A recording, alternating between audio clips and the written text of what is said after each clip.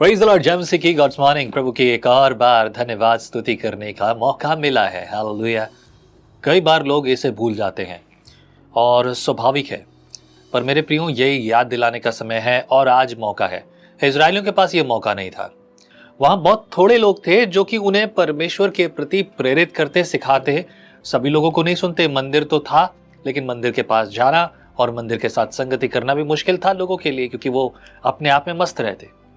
लेकिन यहाँ पर अब जब बात कर रहे हैं बुक ऑफ एजरा में, तो एजरा में वेदी नहीं है, वेदी का निर्माण होना है। और शुरुआत जो होती है बड़ी अच्छी होती है, पर क्या अंत ऐसा होगा, ये विचार और सोचना जरूरी है। तीसरे अध्याय के पहले वचन में लिखा है, जब 7वां महीना आया और इजरायली अपने अपने नगर में बस गए, तो लोग यरूशलेम में एक मन होकर इकट्ठा हुए। तब योसादाक के पुत्र यीशु ने अपने भाई याजकों समेत और शलतियल के पुत्र जरुब्बाबेल ने अपने भाइयों समेत कमर बांधकर इज़राइल के परमेश्वर की वेदी को बनाया कि उस पर होम बलि चढ़ाए, जैसा कि परमेश्वर के भक्त मूसा की व्यवस्था में लिखा है। एक समय था जब सब कुछ बिगड़ा हुआ था। अभी लोग बाहर से आए हैं, बंधुआई में थे, सब कुछ टूटा बिखरा हुआ था, कोई चीज व्यवस्थित नहीं थी और अब सबसे शुरुआत होनी थी। पर बहरहाल सबसे पहले तो रहने का ठिकाना बनाना है। तो जब सब सेटल हो गए तो लोग इकट्ठे हुए, एक मन हुए, और एक मन होकर यहाँ कुछ लोग अपने भाइयों के साथ, घराने के साथ उठ खड़े हुए हैं कि अब यहोवा के लिए आराधना स्तुति करें, उसके लिए बलि चढ़ाएं, उसकी आराधना करें। और तब ये सब कुछ किया गया। तीसरे पद में लिखा है, तब उन्होंने वेदी को उसके स्थान पर खड़ा किया, क्योंकि उन्हें उस ओर के देशों के लोगों का भय रहा, और वे उस पर यहोवा के लिए होम बलि अर्थात प्रतिदिन सवेरे और सांझ को होम बलि चढ़ाने लगे। उन्होंने झोपड़ियों के पर्व को माना, जैसा कि लिखा है, और प्रतिदिन के होम बलि एक एक दिन की गिनती और नियम के अनुसार चढ़ाए। उसके बाद नित्य होम बलि और नए नए चांद और यहोवा के पवित्र किए हुए सब नियत पर्वों के बलि और अपनी अपनी इच्छा से यहोवा के लिए सब स्वेच्छा बलि हर एक के लिए बलि चढ़ाए। 7वें महीने के पहले दिन से वे यहोवा को होम बलि चढ़ाने लगे, परंतु यहोवा के मंदिर की नींव तब तक न डाली गई थी। तब उन्होंने पत्थर गढ़ने वालों और कारीगरों को रुपया और सिदोनी और सोरी लोगों को खाने पीने की वस्तुएं और तेल दिया कि वे फारस के राजा क्रूस के पत्र के अनुसार देवदारू की लकड़ी लबनोन से याफा के पास के समुद्र में पहुंचाए।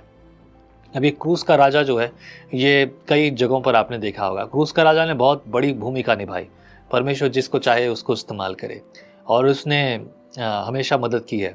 ओके, खास तौर से इजराइलियों की मैं कहूँ। इजराइल अगर आज देखो ना, आज राजनीतिक कारणों को देखो, इजराइल भारत की हमेशा मदद करता है। भारत हमेशा इजराइल के साथ उतना खड़ा नहीं है, लेकिन भारत की हमेशा मदद करता है इजराइल, और इजराइल के साथ भारत के रिश्ते बहुत अच्छे हैं।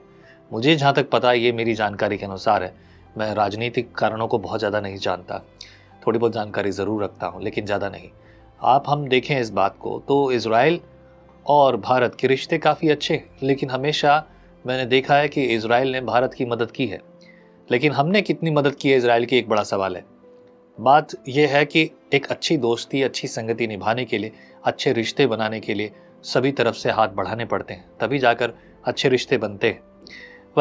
8वें पद में लिखा है, वर्स 8 में, उनके परमेश्वर के भवन में जो यरूशलेम में है, आने के दूसरे वर्ष के दूसरे महीने में शतियेल के पुत्र जरुब्बाबेल ने और यासोदाक के पुत्र यीशु ने और उनके अन्य भाइयों ने, जो याजक और लेवी थे और जितने बंधुआई से यरूशलेम में आए थे, उन्होंने भी काम को आरंभ किया, और 20 वर्ष अथवा उससे अधिक अवस्था के लेवियों को यहोवा के भवन का काम चलाने के लिए नियुक्त किया। मतलब एक सही समय था। देखिए, बिल्कुल नए जमानों को भी नहीं लिया, लेकिन 20 वर्ष से अधिक के लोगों को तय किया, रखा कि वो खड़े होकर उनका जो काम था, नित्य जो व्यवस्थाएं हैं, व्यवस्था के अनुसार मंदिर में परमेश्वर की सेवा करें। और यहाँ पर सेवा शुरुआत हो रही है। हालांकि मंदिर था नहीं, पर मंदिर की जैसी सेवाएं थी उसके अनुसार कार्य करें।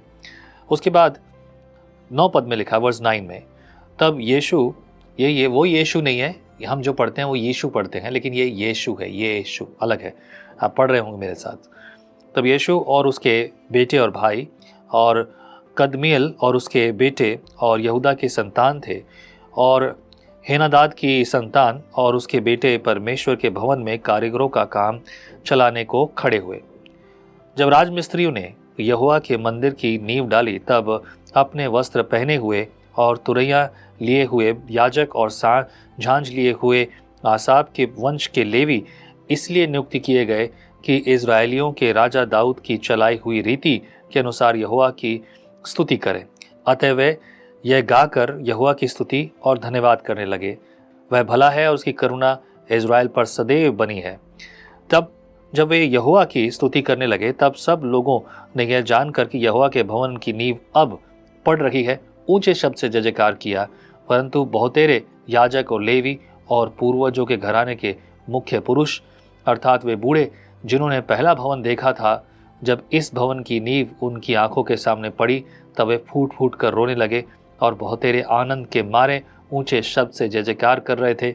इसलिए लोग आनंद के जय जयकार का शब्द लोगों के रोने के शब्द से अलग पहचान न सके, क्योंकि लोग ऊंचे शब्द से जय जयकार कर रहे थे और वह शब्द दूर तक सुनाई देता था। क्या बात है!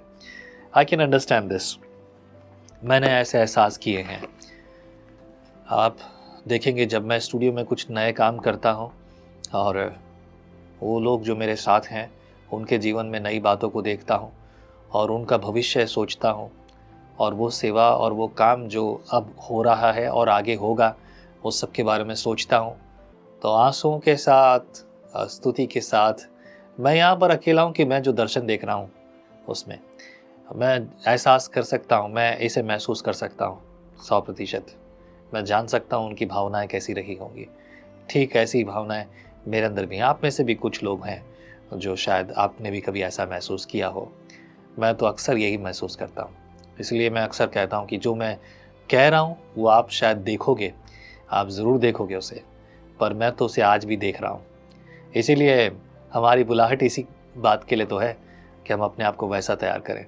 प्रभु आपको फलवंत और बलवंत करें। तो यहाँ पर शुरुआत हो गई है सेवा की, आराधना की, परमेश्वर की महिमा करने की। आइए हम भी शुरुआत करें आज के पूरे दिन में। जो भी कुछ आप काम कर रहे हैं, याद रखिए कि आप इस पूरे दिन में जहाँ भी हो, आप अपने आप को परमेश्वर के सामने रखेंगे। आमीन। प्रभु परमेश्वर मनुष्य से तो नहीं हो सकता। संसार की चीज़ें और परिस्थितियाँ ऊंट कटारों के समान बढ़कर जीवन को ऐसा दबाती है कि जीवन जो है उन सब चीज़ों के बारे में सोचने के लिए आतुर हो जाता है और वो तुझसे अपनी नज़र हटाकर अपने आप पर केंद्रित हो जाता है। ऐसी बातें हमसे दूर रहें प्रभु। हर परिस्थिति में तेरा नाम हमारे जीवन का पहला स्थान हो। सुनने वाले भाई बहन को प्रभु मैं तेरे हाथों में सौंपता हूँ। इनके जीवन में तेरी भलाई, तेरी अगुवाई हो और पवित्र आत्मा की अगुवाई से इनका जीवन तेरी मर्जी से चले। प्रार्थना सुनने के लिए धन्यवाद।